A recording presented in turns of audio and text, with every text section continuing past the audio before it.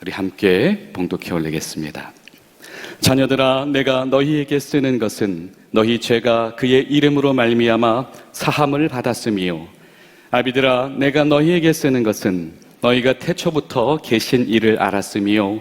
청년들아, 내가 너희에게 쓰는 것은 너희가 악한 자를 이기었음이라. 아이들아, 내가 너희에게 쓴 것은 너희가 아버지를 알았음이요. 아비들아, 내가 너희에게 쓴 것은 너희가 태초부터 계신 이를 알았음이요. 청년들아, 내가 너희에게 쓴 것은 너희가 강하고 하나님의 말씀이 너희 안에 거하시며 너희가 흉악한 자를 이기었음이라. 이 세상이나 세상에 있는 것들을 사랑하지 말라. 누구든지 세상을 사랑하면 아버지의 사랑이 그 안에 있지 아니하니, 이는 세상에 있는 모든 것이 육신의 정욕과 안목의 정욕과 이생의 자랑이니 다 아버지께로부터 온 것이 아니요 세상으로부터 온 것이라. 이 세상도 그 정욕도 지나가되 오직 하나님의 뜻을 행하는 자는 영원히 거하느니라. 아이들아, 지금은 마지막 때라.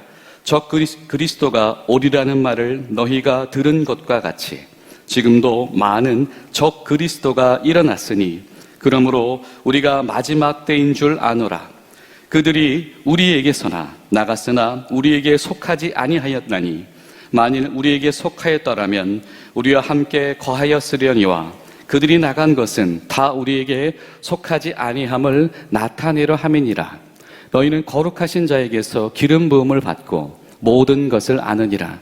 내가 너희에게 쓰는 것은 너희가 진리를 알지 못하기 때문이 아니라 알기 때문이요, 또 모든 거짓은 진리에서 나지 않기 때문이라. 거짓말하는 자가 누구냐? 예수께서 그리스도이심을 부인하는 자가 아니냐?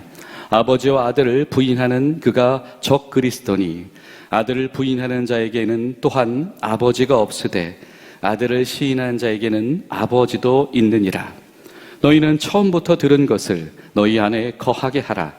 너희 처음부터 들은 것이 너희 안에 거하면 너희가 아들과 아버지 안에 거하리라. 그가 우리에게 약속하신 것은 이것이니 곧 영원한 생명이니라. 너희를 미혹하는 자들에 관하여 내가 이것을 너희에게 썼노라. 너희는 주께 받은 바 기름 부음이 너희 안에 거하나니 아무도 너희를 가르칠 필요가 없고 오직 그의 기름 부음이 모든 것을 너희에게 가르치며 또 참되고 거짓이 없으니 너희를 가르치신 그대로 주 안에 거하라. 자녀들아, 이제 그의 안에 거하라. 이는 주께서 나타내신 바 되면 그가 강림하실 때에 우리로 담대함을 얻어 그 앞에서 부끄럽지 않게 하려 함이라. 너희가 그가 의로우신 줄 알면 의를 행하는 자마다 그에게서 난 줄 알리라. 아멘. 오늘 갑작스럽게 이렇게 눈이 왔는데 함께 나와주신 우리 모든 분들 감사합니다. 또 오늘 하루 여러분 모든 일과 가운데서 안전하고 평안하시기를 소망합니다.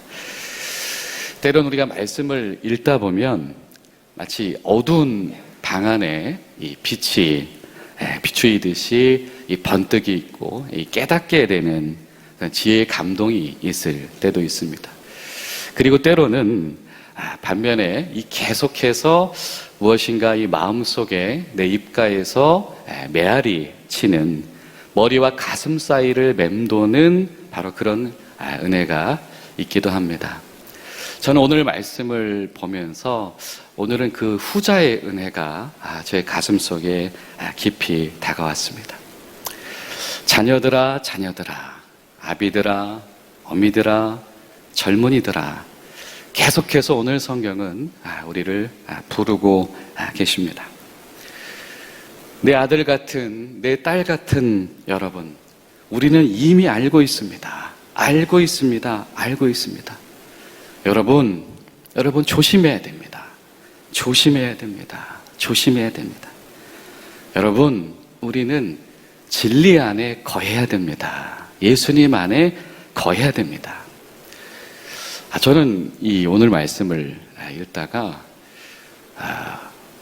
우리 어머니 같았어요. 왜냐하면 이 똑같은 말을 계속 반복하시기 때문이죠. 그 마음인가 보다.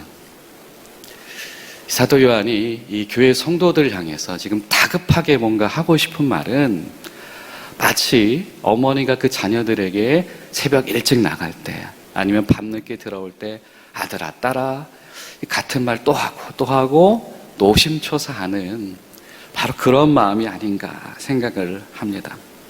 여러분, 이것은 사실 이 어떤 진실한 사랑이 아니고서는 이 강력하게 권고하는 이 오늘의 말씀을 우리가 은혜로 받아들이기 쉽지 않을 수도 있습니다. 왜냐하면 오늘 등장하는 그 단어들이 굉장히 날이 서 있고 강력한 언어들이 등장하기 때문입니다. 그렇죠? 적그리스도, 대적한다 이런 말이 등장하니까요. 여러분, 사실 이 힘든 일을 겪는 사람들, 재난을 당하였거나 아니면 비통한 시간을 통과하고 있는 분들에게 힘내라라고 하는 말은 때론 신중할 필요가 있습니다. 이 간혹 어떤 상담학자들은 이렇게 힘내라라고 하는 말을 함부로 하지 말아라 이런 조언을 하기도 합니다. 왜냐하면 재난을 당한 사람이 그 말에 공감하기 어려울 때가 있고, 그럼 오히려 그 말이 배려가 없는 말로 들릴 수가 있기 때문이죠. 속된 말로 내가 힘낼 수 있으면 힘을 안 내겠습니까? 라고 하는 그런 마음이 들 수도 있기 때문입니다. 그런데 여러분, 이 참 지혜이신 하나님께서 그것을 몰라서 오늘 똑같은 말을 반복하고 계실까요? 그것은 결코 아닐 겁니다. 사랑하는 자녀들아, 한 번만 더 생각해보자. 한 번만 더 참아보자. 한 번만 다시 한번 일어나보자 라고 하는 것이죠. 이 요한 공동체는 아마도 그 회중들은 삶의 종말을 경험하고 있었을 것입니다. 무슨 말이냐면 그들이 살아가는 방식이죠. 이 기독교인의 믿음으로 살아가는 것이 더 이상 쉽지 않은 것입니다. 다른 말로 말하면 이 기독교인의 생활 방식 아니면 기독교인의 신념으로 살아가는 것이 허락되지 않던지, 아니면은 그것이 힘에 부치는 시대를 살고 있거나, 아니면 그것으로는 만족할 수 없는 시대를 살고 있는 사람들, 바로 그 사람들이 바로 이 요한 공동체였을 겁니다. 그렇게 대답하는 사람들은 누구나 다 자신들의 사정이 있습니다. 오늘 15절의 말씀은 이렇게 말하지요. 이 세상에나 세상에 있는 것들을 사랑하지 말아라. 이 말씀을 들으면 그런 사람들 이렇게 대답할지 모릅니다. 낸들 그걸 모르겠습니까? 그러나 누구에게나 사정은 있습니다 라고 하는 것입니다. 처음부터 그러진 않았습니다. 순결한 신앙을 추구하던 때도 있었습니다. 육신의 만족을 위한 것, 보기에 좋은 것, 누구나 좋아할 만한 것, 유명세와 영향력을 사랑하는 일에 내가 처음부터 매몰된 것이 아니었습니다. 여러분, 그러나 원래 이 들은 말씀 그대로, 성령이 책망하시는 그대로, 때로는 이끌어주신 그대로 귀를 기울이다가는 내가 살아남지 못할 것 같다라는 불안감이 나에게 찾아왔습니다. 그래서 내가 여기까지 왔습니다. 아마도 이런 마음의 한탄을 하는 이들이 아마 이 요한 공동체 가운데는 있었던 것 같습니다. 그러다 보니까 다른 무언가도 붙잡아야 될 것 같고, 그러다 보니까 내가 손해보지 않기 위해서는 무언가 덧입혀져야 될 것 같은 그런 조급함들이 찾아왔었던 것 같습니다. 이렇게 때론 적나라한 어떤 사정, 개인의 사정 혹은 이 현실에 노출되어져 있는 사람들에게는 이 사단의 권세, 이 적 그리스도다라고 하는 도전은 비단 외부적인 어떤 폭력만, 이 박해뿐만은 아닐 것입니다. 그 속에서 이 신앙의 뿌리, 그 근간을 훼손시키는 이 부패화 전략이 사단의 치명적인 작전일 수도 있습니다. 분명히 알고 있습니다. 내가 예수 이름으로 속죄함을 받았다. 잘 알고 있습니다. 창조주 하나님이 누구이신지 배웠습니다. 그런데 살다 보니까 마치 하나님을 모르는 자처럼 말합니다. 마치 예수의 도를 배워보지 않은 것처럼 사람들과의 관계를 맺어 나갑니다.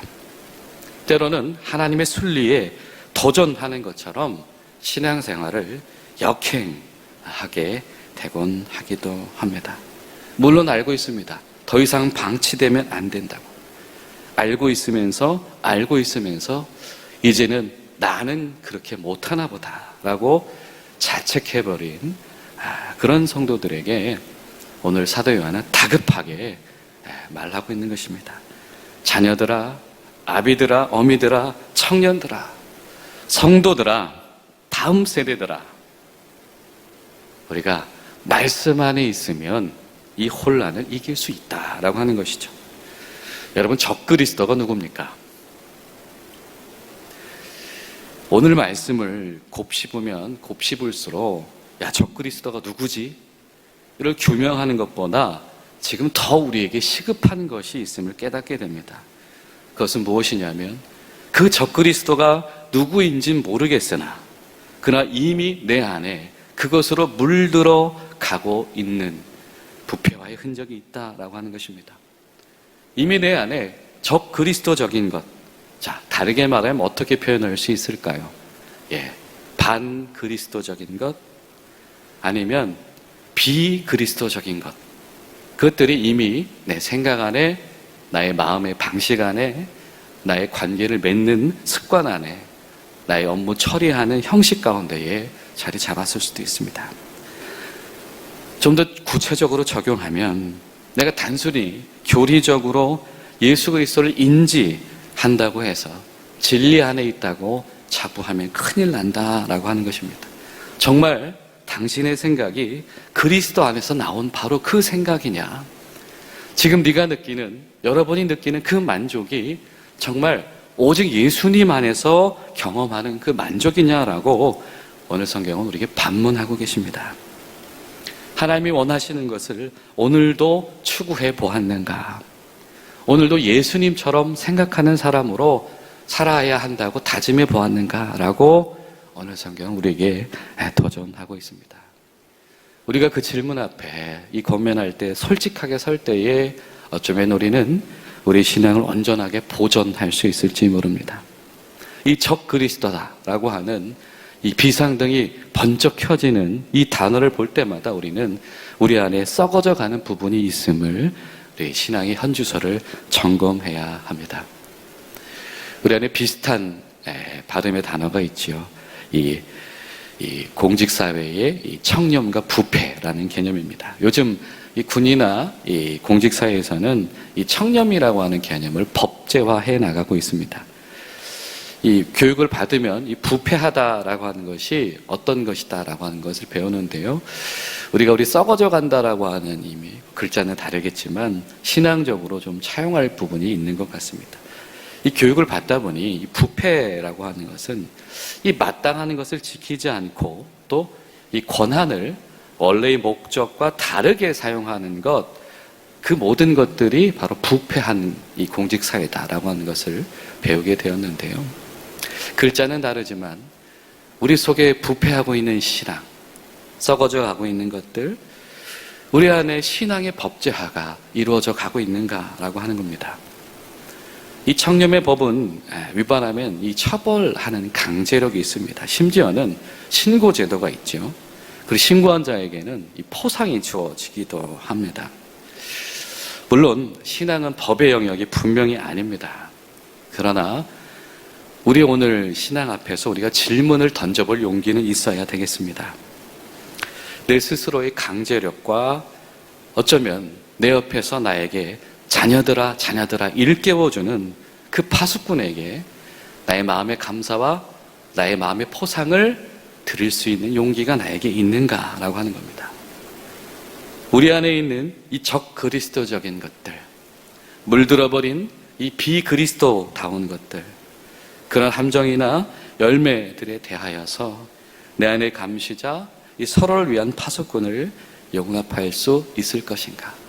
그런데 이 파수꾼 하니까 뭔가 좀 긴장스러운 단어 같은데요. 여러분, 그런 뜻이 아닙니다. 우리가 무슨 이 공직자의 어떤 뭐라고 할까요? 이 보상금, 사냥꾼 이런 개념이 되자는 것이 아니죠. 오늘 요한이 그런 의미로 말하지 않습니다. 계속해서 반복해서 말하는 것은 지적질하기 위해서가 아니고 정말 보호하고 끌어안기 위해서죠. 만약에 우리 가운데 이런 복음의 초심을 잃어버리는 이들이 있다면 우린 옆에서 말해줄 수 있어야 됩니다. 아비들아, 어미들아, 자녀들아, 청년들아, 어떻게 하라고? 한 번만 더 힘내시라고. 잘했다, 잘못했다가 아니라 한 번만 더 힘내시라고. 오늘 성경은 분명히 말하죠. 너희가 이미 알고 있다. 너희가 이미 들었다. 너희가 이미 배웠다. 너희가 이미 그 안에 서 있다. 그러니까 한 번만 더 힘내서 한 번만 더 돌아봐라 라고 하는 것입니다. 처음부터 들은 것이 너희 안에 거하게 하라. 더 훼손되기 전에 온전히 말씀 그대로 받았던 것, 들었던 그것을 다시 한 번만 기억해 보려고 애써봐라. 자녀들아, 우리 다시 한 번만 그분 안에 거하는 행복을 다시 한 번만 꿈꿔보자 라고 하는 것이죠. 그때야말로 우리가 언젠가 다시 예수님 앞에 서게 될 텐데, 그 예수님 앞에 서게 될 때 예수님 저 이제 왔습니다 라고 그제야 행복하게 말할 수 있지 않겠냐라고 하는 것이 바로 오늘 요한의 간곡한 부탁입니다. 그렇습니다, 여러분. 저는 오늘 이 요한의 이 반복적인 이 당부와 호소를 들으면서 마치 이 어머니의 마음이 느껴지는 것 같았습니다. 그리고 나아가서 또 이 성탄절의 은혜를 묵상하면서 마치 잉태한 산모가 자신의 태아를 바라보는 심정으로 하나님이 우리를 보시겠다, 그런 생각을 하였습니다. 무슨 말이냐면, 여러분, 우리는 예수 그리스도라고 하는 보혈의 양수 안에서 잉태되었습니다. 그리고 복음이라는 탯줄을 통하여서 우리가 생명력을 공급받았습니다. 여러분, 태아는 어머니 양수 안에서 보호받고 그 안에서 손과 발을 행동해 나가는 법을 배워나가기 시작합니다. 우리는 예수님의 피 위에서 성도로서 일어서는 법을, 걷는 법을 배우기 시작을 하였습니다. 태아가 어머니 태에서 양분을 공급받듯이 우리는 말씀 안에서 하나님을 만나야만 하루를 살아갈 수 있는 생명력, 우리가 성장할 수 있는 생명력을 공급받게 될 겁니다. 그래야 이 종말의 시대, 더 이상 기독교 신앙으로 살 수 없을 것 같다고 불안해하는 시대에 다시 한 번만 우리가 그 안에 거하자라고 서로를 권면하고 서로를 격려할 수 있는 교회로 우리가 서게 될 것입니다. 사랑하는 여러분, 오늘 하루 우리가 그런 시선으로 우리 성도들을 돌아보았으면 좋겠습니다. 내 가족들을 돌아보고, 내 일터에서 동료들을 돌아보고, 마주치는 내 이웃들을 돌아보고, 그네들을 보면서 사랑하는 이여, 아비들아, 어미들아, 청년들아, 다시 한 번만 우리가 주 안에 거합시다. 그 마음의 기도로 서로를 위해 줄 수 있는 복된 하루가 되시기를 예수님의 이름으로 소망합니다. 함께 기도하시겠습니다. 살아계신 하나님, 나의 사랑하는 자녀들아, 나의 아비들아, 나의 어미들아, 나의 청년들아, 이것이 오늘날 우리 교회를 향해서 주시는 주님의 간절한 사랑의 메아리인 것을 다시 한번 기억합니다. 주님, 우리가 반드시 우리 앞에 강림하실 때에 무조건 주 앞에 서게 될 터인데, 그 시간을 만날 때까지 누구든지 한 사람도 빠짐없이 다시 한번 주 앞에 서는 그 감격과 용기를 잃지 않고 회복할 수 있도록 도와주시옵소서. 하나님, 우리 공군중앙교회, 우리 성도들 기억하셔서 오늘 하루 우리의 시선 가운데 우리 형제들을, 우리 자매들을, 우리의 아비와 어미들을 보면서 사랑하는 이여 다시 한번 주 안에서 일어납시다라고 격려할 수 있는 그 위로가 우리를 통하여서 나올 수 있도록 주님 도와주시옵소서. 이제 하루의 처음 시간을 주님께 드립니다. 오늘 하루 우리 모든 성도들의 시간을 지켜주시고 일터를 지켜주시고 그 가정들을 오늘 하루 복되게 하시고 특별히 추운 일기와 이 폭설 가운데서 안전하게 하시고 우리 사랑하는 공군의 모든 장병들 오늘 하루 하늘과 땅과 바다에서 안전하도록 주님께서 보호하시고 특별히 우리 공군의 어느 한 사람이라도 혼자 되었다는, 홀로 되었다는 고독을 경험하지 않도록 성도들의 입술과 낯빛을 사용하여 주시옵소서. 예수님의 이름으로 기도하옵나이다. 아멘.